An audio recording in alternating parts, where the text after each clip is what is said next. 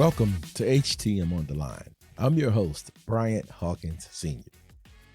My guest today hails from Boston, Massachusetts. She holds a bachelor's degree and a master's degree in biomedical engineering from the University of Connecticut. In addition, she has authored articles that have appeared in AAMI's journal BI&T and the Journal of Clinical Engineering, and has served as president, vice president, and webmaster for the New England Society of Clinical Engineering. Since April 2018, my guest was the first vice president of healthcare technology management for AAMI. She has been quoted as being a rising healthcare technology management leader. The person with all these accolades is no other than Danielle McGeary. Let's jump into this week's podcast featuring Danielle McGeary. Danielle, welcome to HTM on the Line. It's great to finally have you as a guest on my podcast. How are you doing today? I'm doing great. Thanks, Bryant, for having me. I'm so excited to be on this podcast today. Danielle, I'm going to mix things up a little with this podcast episode. We're going to, of course, discuss the great things going on with AAMI, but I would also like to know some personal things about yourself. But first, can you explain what a regular workday is like for AAMI's Vice President of Healthcare Technology Management? I do a lot of different things day to day. I think many people assume that AAMI is this monstrosity of an organization, but in total, we're only 40 people, and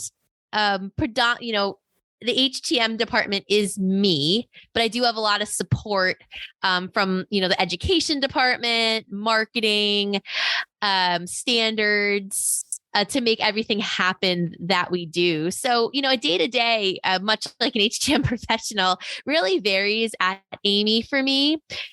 We do a lot of different project work. So, for instance, we have two primary HTM committees, the Healthcare Technology Leadership Committee, or HTLC, and the Technology Management Council, the TMC, which I know you're on. Yes.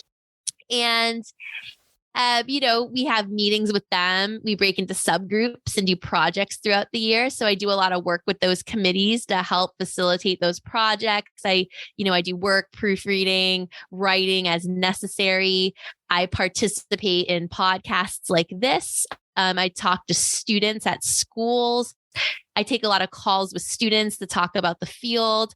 I know we're going to talk about this later, but I run the BMed apprenticeship with the Department of Labor. So I do a lot of logistical stuff to make sure that happens with the tracking of apprentices, their education, their training.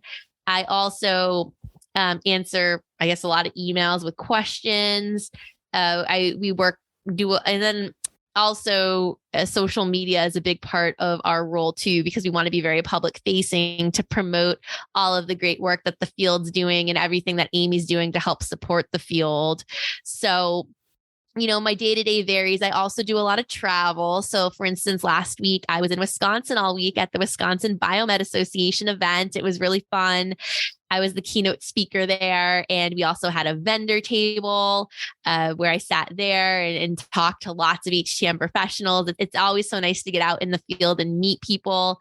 For the past 2 years, we've really have not been out and about because of the pandemic. So, and during the pandemic, my job really changed. It went from being an outward facing traveling to really a predominantly virtual type job. When all of the schools shut down in 2020, in the HTM academic programs, all the students were sent home. We did a virtual graduation through AAMI. We had all the students from the schools on Zoom and we celebrated them. Same thing, we did a virtual award ceremony. So, we've done a lot in the past couple of years, and we've really had to pivot and shift as how we approach things because of everything going on in the world right now. You mentioned you went to the Wisconsin Biomed Association conference last week. How many HTM conferences have you attended in the last 12 months? Oh, well, I'm trying to think. Probably close to 12. I would say I'm looking at my door, Brian. I keep every badge from every conference that I've been to, and my door handles are running out of room because I have them all hanging on there. So I never throw them out. How many times have you been a keynote speaker? Seems like you always a keynote speaker. Well, I wouldn't say always. I mean, I like it, I think some places, I think when I first got into this role, there was a lot of excitement in the field. So people invited me to come out to their events and speak, but I don't know how many times I've been the keynote speaker. I mean, I would probably say maybe like 10 times. Actually, a funny story, at one event, I wasn't supposed to be the keynote speaker, but the keynote speaker didn't show up.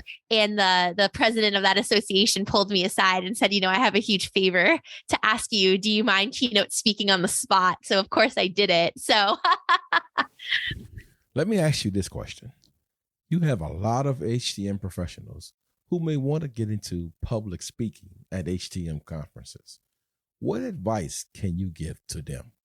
Wow, that's a great question. Obviously I have an engineering background and a tech background. So, public speaking and writing was never my forte. I actually went into engineering because I hated English. Like I'm not an avid reader. I will totally admit that. And I wish I read more, but, I think for advice for me, it's really just to be prepared, but finding out what prepared means, because that's different for every person.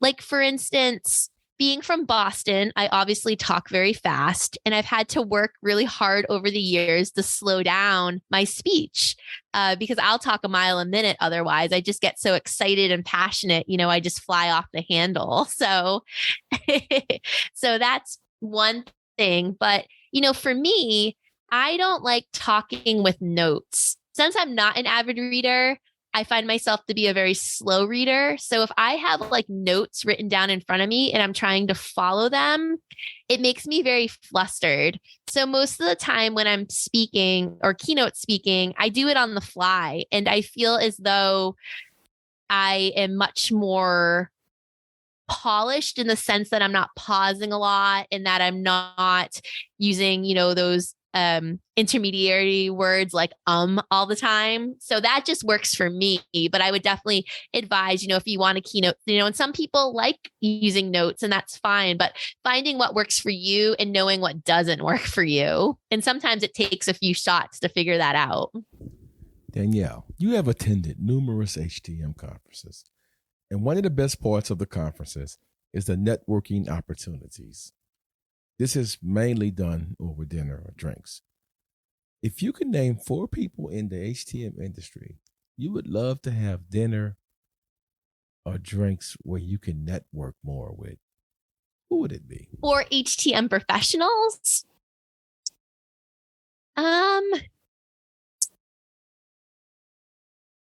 That is a question I was not prepared to answer. Obviously Frank Painter. Because Frank, I would not be where I am without Frank Painter. If you're not familiar with who Frank Painter is, he was the person who ran the UConn Clinical Engineering graduate program. And he's just an awesome person. He's so passionate about the field, and he's really dedicated his career to developing the next generation of HTM professionals. I also always love having dinner with Herman McKenzie from the Joint Commission. I don't know if you would count him as HTM or not. He started his career in HTM, but I always learn something every time I talk to him. And, he's really great at explaining, regulatory policy, really understanding sometimes what may seem cryptic, making it really understandable, and just really knowing what's coming down the pipeline in regards to, the new CMS regulations and, how everything's changing. He's always very gracious with his time. Matt Baratage is also another great person to spend time with. He's also dedicated a lot of his career to developing the next generation of HTM professionals. He's done a lot of work writing the AAM guide for AAMI, and he is just a wealth of knowledge. He has a forensic engineering business that I also find very, very interesting. And, I would also say Jennifer Jackson. I personally don't know her very well. When I was in graduate school, I remember her speaking at an AAMI conference, and she was just so poised and well-spoken and very knowledgeable in HTM.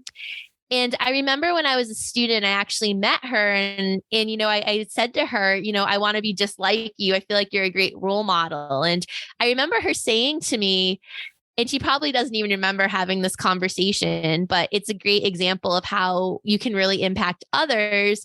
Her telling me, you don't want to be just like me. You want to be yourself, and you want to be your own person and your own professional. And I really feel like that resonated so much with me. And, I still run into her here and there at AAMI conferences and whatnot. But, I really feel as though she's a great role model, especially for young women in the field. Your last answer is a nice gateway to my next question. What advice can you give to an HTM female professional who has been in the industry for a while and wants to advance?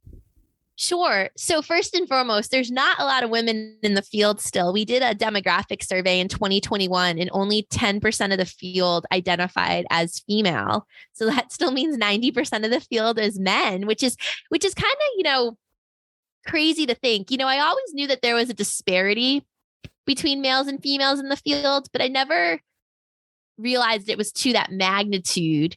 Doing most of my career in New England, I actually worked with a lot of women throughout my career in HTM, but, certain areas of the country, it's not that way. You kind of take for granted where you are, and sometimes you think that is where it is everywhere. And I think for advice for females in the field is just, show up and do your best, show up with passion and empathy. And, your passion will really shine through. And, don't be intimidated being in a male dominated field. One statistic that was really, positive from the demographic survey was that while only 10% of the field is women, 14% of HTM managers are women. And that's pretty amazing, because when you have such a small subset of women to begin with, when you look at HTM managers, that denominator that we're working with is even smaller. So you would think you would see the percentage go down, not up. And the fact that it goes up shows that women are really well respected in the field, and they're doing really well, and they're moving up and having a great career trajectory. So, and I'm always happy to talk to anyone in the field that, wants mentoring or advice as well. But, I just, I feel like I got where I am just showing up, working hard every day, being meticulous in my work. When I mess up, owning it, and, just, never losing that empathy. Tell me about this AAMI BMed apprenticeship program. I've been hearing so much about it. Yeah. So the BMed apprenticeship, we started it about in 2021. So it's been around for a year. And has some really exciting news about it. So typically when new apprenticeships get approved through the Department of Labor, they're provisionary, and they're usually that way for a few years. We actually just had a review of our program back in May, and the Department of Labor already decided to make it permanent. So that's some really exciting information. So the BMed apprenticeship is here to stay. So just really quick, there's a lot to the BMed apprenticeship.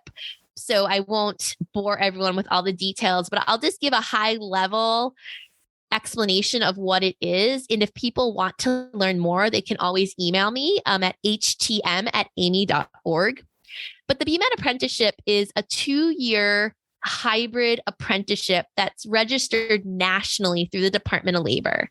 So if you're interested in doing this, you would reach out to me. And I have a liaison at the Department of Labor that we work directly with, and we would register your company. So there is no cost to partner with AAMI. And the only costs to the employer are the 40-hour-a-week salary of the apprentice and the related instruction. So the Department of Labor, so there's 5 components of apprenticeship. It includes a hands-on job, hands-on learning while you're working, a mentor. So these apprentices are hired by HTM employers and they're set up with a mentor. So that will oversee their work in their hands-on learning, which there's 20 pages of competencies. So the apprentices need to learn, work hands-on doing, various PMs, learning about the regulatory, safety in the hospital, the different departments, radiology safety, MRI safety, things of that nature. And that mentor will go through and check off when that apprentice is competent. And then on top of it, the Department of Labor requires that they do 144 hours a year of related instruction, and that's your book learning. So it's broken up into 2 years worth. It's 144 hours a year. That 144 hours has to be employer paid, so they have to pick up that cost. So the apprentice comes out debt free at the end. And a lot of people ask me, that is the same with any apprentice. So whether you're an electrician, a plumber, a winemaker, that is standard. So full-time job, covered related instruction. And then they're also required to meet industry recognized credentials. So for during the 2 years, they get 3 certifications. The CAB-T, which is AAMI's newest certification, the IT Fundamentals certification from CompTIA, which is, obviously our jobs are really comprised of IT work now. And the apprentice ends the apprenticeship by taking and passing the CBET exam. And they will become a CBET in candidate status at the end, since we're going to assume they don't have a degree. And with no degree, you need 4 years of work experience to be a CBET. And the apprenticeship gives you 2 years of work experience. So after 2 more years of working, they can become a full CBET. But they will have their CAB-T. So it's a pretty cool program. For costs for the employer, it's the 40-hour-a-week salary. You will pay them most less than a BMAT 1 because they're not a BMAT 1 yet. When they're done, they'll be a BMAT 1. And then you have to pick up the cost of the related instruction, which is about $2,700 an apprentice. But there's lots of grant funding out there. So if you sign up through AAMI and us, and we register you with the Department of Labor, now you're eligible for grants and funding through your state. So you may be able to get some of that related instruction paid for as well. And there's also special funding available, and it varies from state to state, for veterans if you hire a veteran apprentice. And what I really love about it, Bryant, is that now everyone has the opportunity to become a BMAT regardless of economic status. We know not everyone has the means to go to college at every point in their life or at all. And, now you have the opportunity to work and learn while you're working, while getting education as well. So it's a 2-year program. And at the end of 2 years, the apprentice gets a joint certificate from AAMI and the U.S. Department of Labor, signifying that they completed the program and they're trained to AAMI's minimum competencies and standards. So it's really cool. And, I know we fight for IT employees a lot too. And IT is utilizing apprenticeship now. There used to be a stigma around apprenticeship in some ways. But now so many work occupations are using it. It's not just for the trades. For instance, the Department of Labor has a cybersecurity apprenticeship now, an IT project management apprenticeship. So, to be competitive in the field, we need to also have these career pathways as well. So how did AAMI come up with this fabulous idea for an apprenticeship program? So it wasn't, AAMI helped facilitate it, but the idea came from Maggie Berkey, who is a BMAT at Common Spirit Health in Nebraska. she pitched the idea at the HTM Shark Tank in it wasn't 2020, it had to have been 2019 because we canceled our 2020 conference because of COVID. And everyone unanimously voted for it. She brought it forward as a new pathway to get BMETs into the field. And from there, the Technology Management Council formed a group, and we got over 100 BMETs from across the country to help develop this curriculum. So it's been heavily vetted. And Maggie, I have to say, worked day in and day night to help create this. And Maggie and I probably spent hundreds of hours doing a lot of work behind the scenes with the Department of Labor to really make this come to life.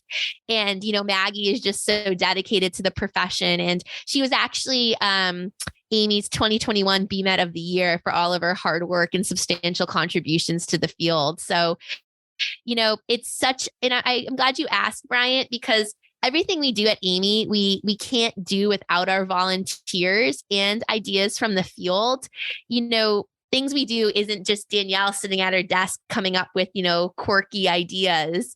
They're all suggestions from real working people in the field. And, then we have our committees that help execute these ideas. And we can't do it without everyone out there. So, thanks to everyone who's ever contributed or helped or volunteered for any type of work at AAMI. We really can't do it without you. Danielle, it's because of your hard work. It's very contagious. And that hard work encourages us to volunteer and help out. I also wanted to give Maggie a shout out also. Maggie's amazing. And thank you for your kind words. That's really nice to hear. You're so welcome. How many employer partnerships does AAMI have right now for the BMET apprenticeship program? So right now we have, I think, 17 employer partners and about 30 apprentices, but we need more employer partners. There's over 400 people. We have a form online that people can fill out if they're interested in doing the BMET apprenticeship, and over 400 people have filled it out. So for any employer that signs on with us, we share that list.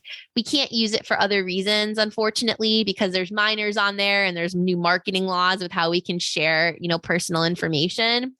But for any people that want to partner with AAMI and do this program, we have a pipeline, and I know people are, employers are desperately looking for technicians, and we have 400 people that are interested. So if you're interested, please reach out. It's really simple to sign up with us. We've done all the Department of Labor paperwork for you. You don't have to deal with the Department of Labor at all. You just sign up through us and we register you. And, there's grant funding available. But, we would really love to get all those people out there in apprenticeships. And again, you don't have to use the people on our list either. You can hire whoever you'd like, whoever fits your culture and you think would be the best BMET for your organization. But, we also are happy to send you a list of people in your area that have filled out an interest form. And, just by having the program out there, we're creating a pipeline because 90% of those 400 people have said that they learned about the BMET occupation by hearing about the BMET apprenticeship. HTM in the box, in my opinion, is one of the greatest assets to spreading the news about the HTM industry. What is HTM in a box? Yeah, thanks for asking. So HTM in a box is it's a virtual box, right, Brian? It's not a physical box that we mail to anyone, but so it's everything you need to give a presentation about the field to any age group. So HTM in a box is 3 pre-made presentations in Prezi. If you're not familiar with Prezi, it's like a PowerPoint on steroids that allows you to do graphics and some animated stuff. There's videos in there, but we have 3 pre-made presentations. One is for middle school students. It's very youthful and it talks about HTM professionals being, hospital machine doctors. Then there's a high school presentation that, kind of builds upon that, has a different look, pulls in different things that mean a lot to high school students, like, medical devices integrating with iPhones and iPads, different types of technologies that, would really be intriguing to a high schooler. And then there's adult presentation. So it's for college age students and or career changers or people who are unemployed too, I guess. And it, talks more about salaries, career trajectory, things that mean more to, adults or, older teenagers. We also have HTM career brochures. I am always happy to mail them to you. If you're doing a presentation, just again, shoot me an email at htm@aami.org and we'll send you a box of HTM career brochures. We also have a children's career brochure that brings back in the superheroes and medical device doctor theme for younger children. On the site, you'll also see an HTM FAQ handout. There's also a list of all of the HTM specific academic programs listed by state in the US and Canada. So if you're in a state that has an HTM academic program, you can, let students know where the programs are in your state. And there is also scripts for cold emailing or cold calling a school. So, if you want to, email your local high school and you're not quite sure what to say to get in on a career day, you can literally just cut and paste the script and use that. And there's also, if you're on the phone, there's a script you can read when calling, a Girl Scout or Boy Scout troop or a high school or middle school as well. So there's a lot of great, and there's also talking points for the presentation too, if you're someone that prefers having some talking points in front of them as well. So, we've taken away all the work you need to do to create a presentation. We know it's time consuming. So literally all you have to do is find a place to give a presentation and everything else is done for you. It's just so important to get out there and promote the field. If everyone did one presentation a year, think of, the bandwidth, the amount of people that we could impact. I will share a quick experience with you. I had a friend call me up Saturday wanting me to share the BMed program my son graduated from before he came into the biomed field. I shared the YouTube video with her about HTM in the box, and she enjoyed it. Oh, that's amazing. And I think it's so cool your son is following in your footsteps. And if people haven't checked out the article that we wrote in AAMI News about Bryant and his son, who's also Bryant, right? Bryant Jr. Definitely check it out. It is such a nice article. And it is just, I don't know. I think it's so heartwarming to see, your children follow in your footsteps. Not that we want to force them to do anything they don't want to do, but the fact that he saw you in your career and just felt inspired and wanted to do that is just so heartwarming. And I think it really just speaks to your passion for the field. I mean, and obviously you're passionate if you're doing a podcast on the side on your free time. So thank you for all you do too, Bryant. Thank you for the kind words. I appreciate that. AAMI 2023. When and where is it located? Yes. So it is in Long Beach and it is the weekend of June, I believe 16th. 16th through the 19th. And and it should be great. If you've never been to our Long Beach conference in the past, I think we did it there about 4 years ago and it's a beautiful area. There's a lot to do around there. And, we really just want to bring back a lot of strong education, multiple tracks. There's a call for proposals right now open. So, we're always looking for new and innovative presenters. So, I hear sometimes that people don't submit a proposal because, they're not used to speaking or they might not have done it before, but we definitely need new people. We love having new people present at our conference, and it just keeps it diverse. We don't want to hear the same thing over and over again. We want new and fresh perspectives. So please, if you're even thinking about submitting a proposal, I totally recommend that you do it. It's a great way to, network and just share all the great work that you're doing. In closing, do you have any final words you would like to share with the HTM on the line listeners? Again, I just really want to thank everyone for their support of myself and Amy over the past 4 years. It's been really the pandemic, has really put a strain on our community. But I do feel that in our darkest and toughest times, our best work shines through. And seeing everyone come together and, was just really miraculous. And it really just shows, how our field is really driven in empathy and kindness, and that no matter what, we step up. And even when the HTM academic programs had to send their students home, people in the field were making educational videos to help the HTM programs keep going. So the students had something to learn.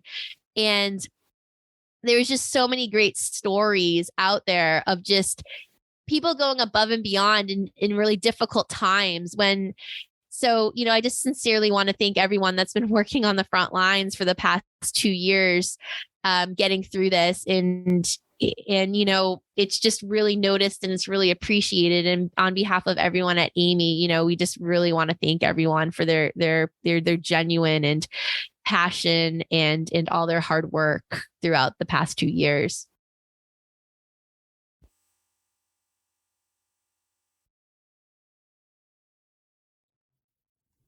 Danielle, thank you for being on HTM on the line. It was a great pleasure hanging out with you for 30 minutes or so. Just know my door is always open. If you want to come back and share any AAMI news or breaking stories, you're always welcomed. Well, that's so kind. I really appreciate your support too, Bryant. And I think one of the best parts of taking this role is meeting so many great HTM professionals, including yourself, out in the field. If I hadn't have come here, our paths probably would never have crossed. So, I am very appreciative, and I'm appreciative of all your support and all you do through this podcast as well. So thank you so much for me, and thank you for that generous offer. At the end of each podcast, I like to always leave you with a quote. This quote is coming from Jake Goodall. What you do makes a difference, and you have to decide what kind of difference you want to make. Until next time, be safe out there, guys.